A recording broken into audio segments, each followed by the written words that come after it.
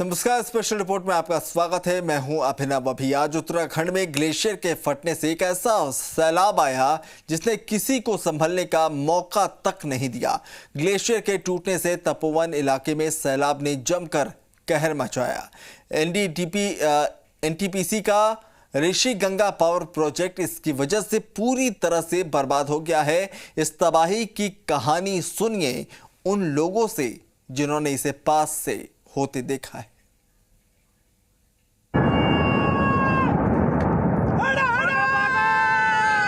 Company की तरफ जा रहा है ये ट्रेन का है, कंपनी का यार। अरे जल्दी आओ, जल्दी आओ। गए कौन गया? ग्लेशियर टूटने से सैलाब क्या आया, अपने साथ तबाही का मंजर लाए।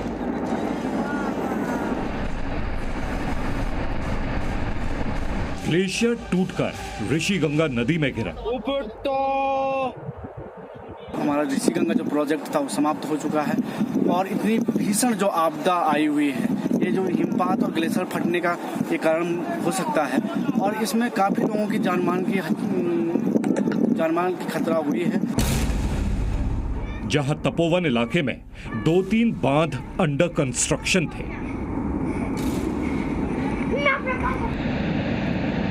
रैणी गांव वाले बांध को तबाह करके सैलाब आगे निकल गया। इसी तेज बहाव में बांध पर काम कर रहे कई मजदूर भी बह गए। नदी के किनारे रहने वाले लोगों से निवेदन है कि वो तुरंत सुरक्षित स्थानों पर पहुंच जाएं। हालांकि जैसे ही प्रशासन को ग्लेशियर टूटने की खबर मिली तो आसपास के गांव वालों को अलर्ट कर सुरक्षित जगहों पर भेज दिया गया। उनमें से कई लोगों ने स्कूल में पनाह ले रखी है। हम लोग यहाँ पे आके स्कूल में रह रहे हैं और अपने सारे सामान वगैरह सब लाके यहाँ पे रखे हैं और बच्चों को भी यहाँ पे रखा है हम लोगों ने।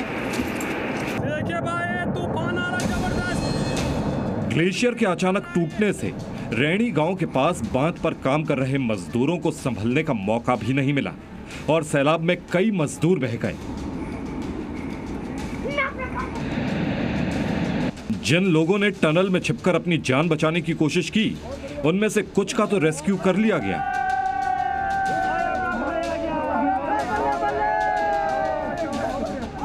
लेकिन अभी भी कई लापता हैं। तपोवन जो डैम है वहाँ पे टनल अंडर कंस्ट्रक्शन थी, तो उस टनल में काफ़ी करीब 20-25 वर्कर्स हैं जो उसमें फंसे हुए हैं।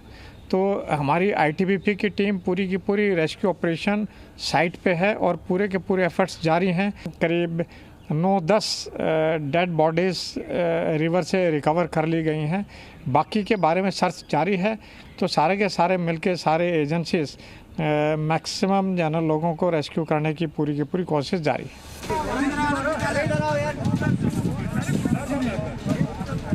नीचे से पानी है, ऊपर से चट्टान है, आने जाने की दिक्कत है और हम लोगों के लिए कोई सुविधा भी नहीं है और परेशान है। बच्चों को लेकर हम इधर उधर भागे हैं।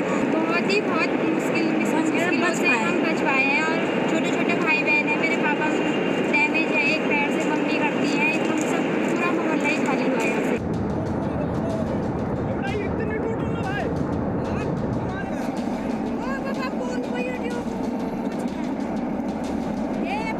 चमोली में ग्लेशियर टूटने की खबर से रुद्रप्रयाग, श्रीनगर और देवप्रयाग क्षेत्र में भी अफरा तफरी फैल गई। नदी के जल स्तर में भारी बढ़ोतरी की संभावना को देखते हुए श्रीनगर गढ़वाल में अलकनंदा नदी के आसपास के क्षेत्रों को खाली करवा दिया गया। श्रीनगर में अलकनंदा नदी के बीचों बीच बना धारी देवी के मंदिर में आज एक भव्य यज्ञ का आयोजन होना था, जिसकी वजह से वहां श्रद्धालुओं की भारी भीड़ थी। आज यहाँ पर धारी देवी की डोली आई थी, जिस कारण यहाँ पर भक्तों का हुजूम उमड़ा था और अचानक खबर आने के बाद यहाँ पर अफरा तफरी मची है कि किसी ढंग से मंदिर को खाली करवाया जाए। प्रशासन ने तुरंत अलर्ट जारी कर मंदिर को खाली करने को कहा। बाकी लोग अपने बचाव और हम सबको सूचित कर रहे हैं कि अपना बचाव स्वयं करें। राहत की बात इतनी रही कि सैलाब का बहाव नीचे की तरफ आते आते धीरे होता गया। वरना इस तबाही की कहानी इससे भी बड़ी होती।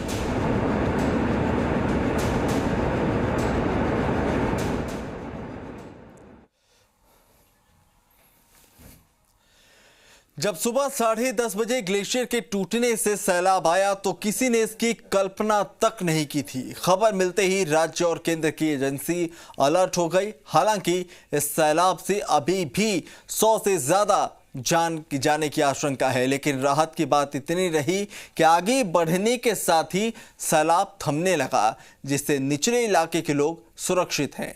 लेकिन अब भी प्रशासन अलर्ट पर है।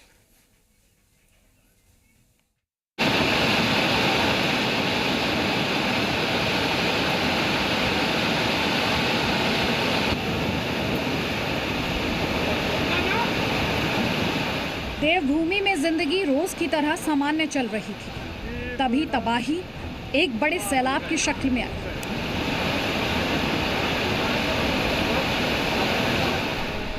और इसने रैनी गांव के पास ऋषिगंगा नदी पर चल रहे हाइड्रो प्रोजेक्ट को पूरी तरह बर्बाद कर दिया।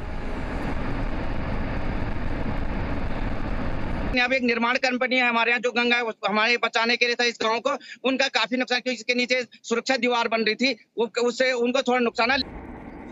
जोशीमठ के पास हाईवे पर बीआरओ का पुल भी सैलाब में बह गया।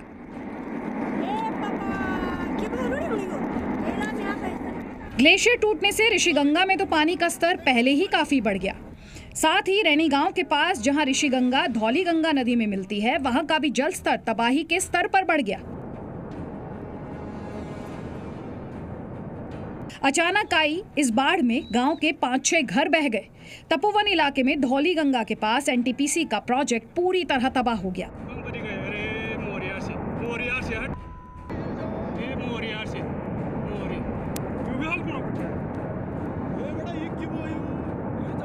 गांव को दूसरे छोर से जोड़ने वाला झूला पुल भी सैलाब के साथ बह गया।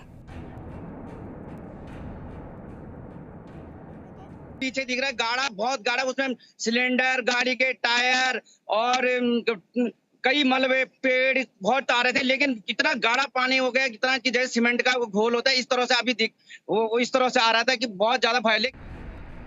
इस खबर के आते ही उत्तराखंड सरकार सचेत हो गई, क्योंकि जिस तरह का सैलाब आया था उससे तबाही भी बड़ी हो सकती थी। उत्तराखंड के मुख्यमंत्री त्रिवेंद्र सिंह रावत ने खुद कमान संभाल ली। ये जो पानी की तीव्रता है वो चमोली तक पहुँचते काफ़ी कम हो गई है, लेकिन जो रेलवे का काम चल रहा है, अलर्ट करके उनको वहाँ से खाली करा दिया गया है। जो नदी के किनारे जो लोग हैं उनको अलर्ट करके उनको वहाँ खाली करा दिया गया है। जो रिवर राफ्टिंग होती है उसको बंद करा दिया गया है। घटना की खबर मिलते ही एसडीआरएफ और एनडीआरएफ की टीमें सक्रिय हो गई। कुछ रेस्क्यू दल देहरादून से तो कुछ को हिंडन एयरपोर्ट से एयरलिफ्ट कर घटनास्थल पर पहुंचाया गया।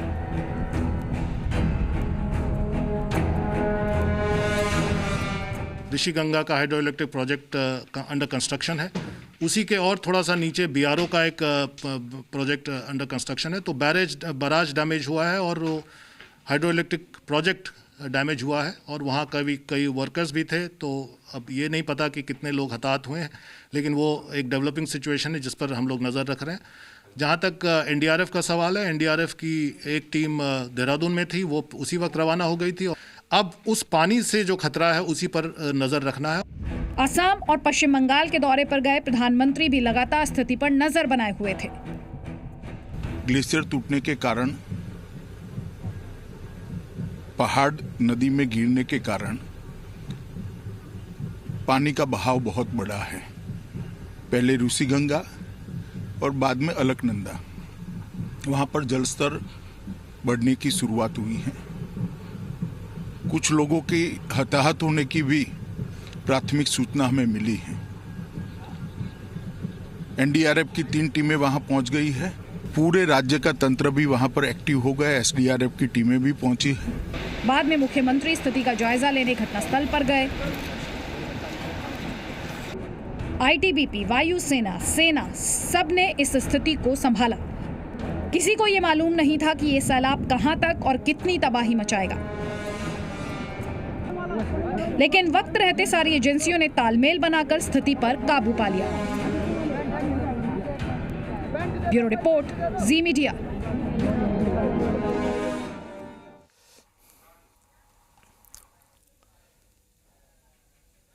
तो अब सारा फोकस उन लोगों को बचाने पर है जो सैलाब आने के बाद इधर उधर फंस गए। टनल में फंसे कुछ लोगों को बचाया गया है तो कुछ लोगों का शव भी बरामद हुआ है। अब सारी एजेंसियां मिलकर बड़े पैमाने पर रेस्क्यू ऑपरेशन चला रही है।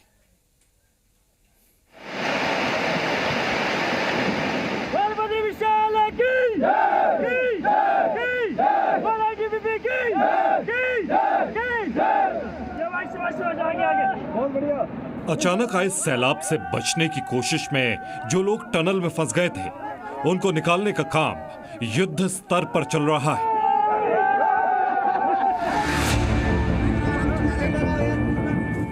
आईटीबीपी ने ऐसे ही फंसे 17 लोगों को तपोवन के पास एक टनल से निकालकर सुरक्षित जगह पहुंचा दिया।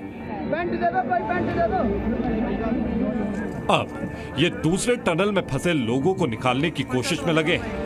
रेस्क्यू ऑपरेशन के लिए एनडीआरएफ की 2 टीमें रास्ते में हैं। 3 और अतिरिक्त टीमों को भी हिंडन एयरपोर्ट से भेजा गया है, जो आज रात तक पहुंच जाएंगे।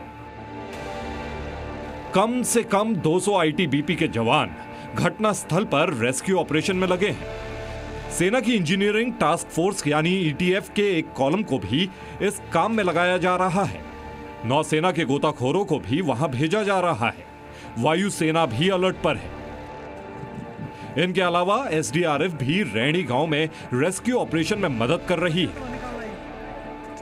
घटना को कंफर्म किया गया डिस्ट्रिक्ट एडमिनिस्ट्रेशन से। एसएचओ वहां मौके पर मौजूद जैसे ही पहुंचे, उनके द्वारा उनसे पता लगाया गया तो उन्होंने बताया कि काफ़ी लोगों के बह जाने की और मिसिंग होने के चांसेस हैं। तो इमीडिएटली हमने देहरादून से एनडीआरएफ की एक टीम फुल्ली इक्विप्ड, जो हर तरह से रेस्क्यू करने के लिए इक्विप्ड है, उसको तुरंत रवाना कर दिया। हालांकि सैलाब का बहाव आगे जाते जाते धीमा पड़ गया है, लेकिन प्रशासन कोई रिस्क लेने के मूड में नहीं है। इसीलिए हरिद्वार और ऋषिकेश के लोगों को निचले इलाकों से हटाया जा रहा है। ऊपर से गंगा का जलस्तर बहुत बढ़ गया है, पानी लगातार बढ़ रहा है, गंगा घाट कम कर दो। कुल मिलाकर शुरुआती बर्बादी के बाद हालात नियंत्रण में हैं। सैलाब का रौद्र रूप देखकर इस बात का डर था कि कहीं ये केदारनाथ त्रासदी की तरह तबाही तो नहीं मचाएगा। लेकिन राहत की बात यह है कि आगे बढ़ते और दिन ढलने के साथ ही सैलाब भी थमसा गया है। ब्यूरो रिपोर्ट, जी मीडिया।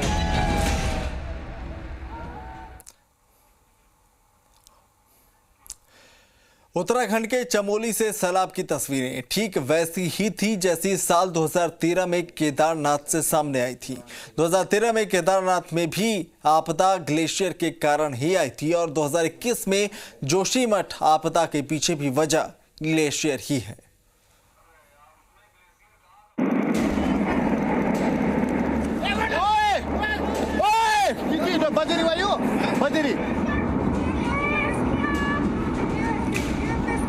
न बारिश हुई, न बादल फटा और न ही बिजली गिरी। आसमान में चटक धूप, फिर भी पानी ने पहाड़ों पर दिखाया रौद्र रूप। ये उत्तराखंड में आए जल प्रलय की तस्वीरें हैं। इन दिल दहला देने वाली तस्वीरों को देखकर एक बार फिर हर किसी को 2013 के केदारनाथ सैलाब की डरावनी तस्वीरें याद आ गई। पूरा वो डैम पूरा बह गया भाई। हाँ यार, चमोली आने वाला है वो। अरे काफी बड़ा फटा यार, जैसे केदारनाथ में अभी फट रहा है, चल रहा भाई। आपको बताएंगे कि कैसे उत्तराखंड में आई प्राकृतिक आपदा केदारनाथ जैसी ही है, लेकिन उससे पहले आपको बताते हैं कि आखिर देवभूमि पर कुदरत का क्रोध कहां, कब और कैसे आया। वक्त सुबह 10:30 बजे। उत्तराखंड के जोशी मठ में रेणी गांव के पास नंदा देवी ग्लेशियर का बड़ा हिस्सा टूटकर ऋषि गंगा नदी में गिर गया। ग्लेशियर के टूटकर ऋषि गंगा नदी में गिरने से नदी का पानी प्रचंड बहाव के साथ आगे बढ़ने लगा। ऋषि गंगा रिवर है जोशीमठ से ऊपर, उसमें ग्लेशियर फॉल किया है ब्रेक करके। रैनी वाले हाइड्रो प्रोजेक्ट के डैम को और तपोवन के प्रोजेक्ट के डैम को वाटर ऊपर से आउटफ्लो करके गया है। फिर तो नदी के प्रचंड वेग में सब कुछ समाता चला गया। ऋषि गंगा नदी का पानी तेज गति से बहते हुए अलकनंदा नदी में मिल गया और फिर अलकनंदा नदी का पानी भी वेग से पहाड़ी इलाकों से होकर बहने लगा। न डैम बचे, न पुल बचा और न ही घर बचे। जो पहाड़ पर ऊंचाई पर थे वो भी डरे सहमे दिखे।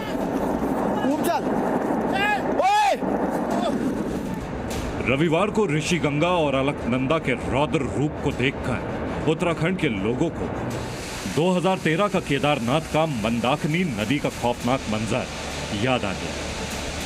नदी का जो डैम का एरिया था ना, थोड़े से नदी आया ऊपर से आया ना, और रेणी से इधर से नहीं फटा, इधर से फटा तो सब चले जाते थे। केदारनाथ में नहीं आई तो वैसे यार कि भाई। आपकी टीवी स्क्रीन पर एक तरफ जोशीमठ आपदा की तस्वीर है तो दूसरी तस्वीर 2013 के केदारनाथ आपदा की है। 7 साल 7 महीने बाद उत्तराखंड के केदारनाथ जैसी ही आपदा आई है। दोनों आपदाओं के बीच कितनी समानता है उसे समझने की कोशिश कीजिए। 16 जून 2013 की रात केदारनाथ मंदिर के पीछे की पहाड़ी पर चोराबाड़ी ग्लेशियर भारी बारिश के कारण पानी से लबालब भर गया था और अचानक से एक हिस्सा टूटने के बाद पहाड़ से पानी तेज बहाव में नीचे आने लगा था। रविवार को जोशीमठ के तपोवन में आपदा की वजह भी ग्लेशियर ही था। बस अंतर इतना था कि ग्लेशियर का हिस्सा टूटकर ऋषि गंगा नदी में गिरा और फिर ऋषि गंगा नदी का पानी तेज बहाव से पहाड़ों से नीचे आने लगा। 2013 में मंदाकिनी नदी का पानी अपने रास्ते में आने वाली हर चीज को बहाकर ले जा रहा था। 2021 में ऋषि गंगा नदी और अलकनंदा नदी के पानी का बहाव इतना भयंकर था कि रास्ते में आने वाली कोई भी चीज नहीं टिक पा रही थी। 2013 में मंदाकिनी नदी का बहाव इतना तेज था कि इसके आगे कोई बिल्डिंग नहीं टिक पा रही थी। तब नदी के किनारे ऊंची ऊंची बिल्डिंग कागज के घर की तरह गिर रही थी। 2021 में आई आपदा की तस्वीरें भी कुछ वैसी ही थी। चमोली के रैणी गांव में ऋषि गंगा डैम को काफी नुकसान पहुंचा।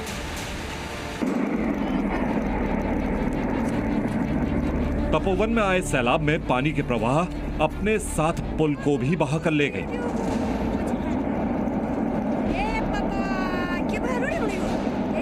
जोशीमठ, तपोवन से मलारी और सुराही टोटा जैसी जगहों को जोड़ने वाले कई पुल पानी के तेज बहाव में बह गए। इन जगहों में रहने वाले लोगों के लिए सबसे बड़ी मुसीबत यह भी है कि स्थानीय लोगों के लिए रास्ता पूरी तरह से कट गया है। अब जान लीजिए, रविवार को जिस जगह आपदा आई और 2013 में जिस जगह पर आपदा आई थी, वो दोनों जगह एक दूसरे से कितनी दूरी पर है। केदारनाथ से जोशीमठ के बीच की दूरी करीब 51 किलोमीटर है। यानी 2013 की आपदा वाली जगह से सिर्फ 51 किलोमीटर दूर ठीक वैसी ही आपदा ने न सिर्फ उत्तराखंड को डराया है बल्कि पूरे देश को हिला दिया। आपदा अपने पीछे तबाही के निशान छोड़कर जरूर जाती है।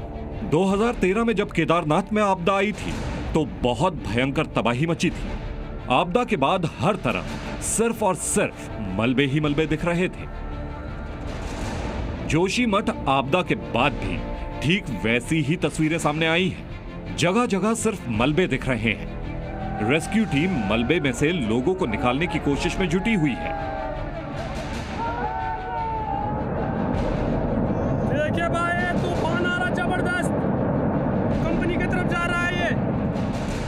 केदारनाथ में आई आपदा में सैकड़ों की मौत हुई थी और हजारों लोग लापता हुए थे। अब जोशीमठ हादसे की शुरुआती रिपोर्ट के मुताबिक 100 से ज्यादा लोगों के मारे जाने की आशंका है।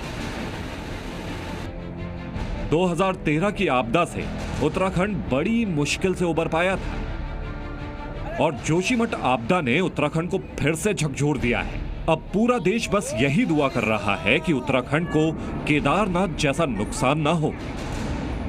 ब्यूरो रिपोर्ट, जी मीडिया।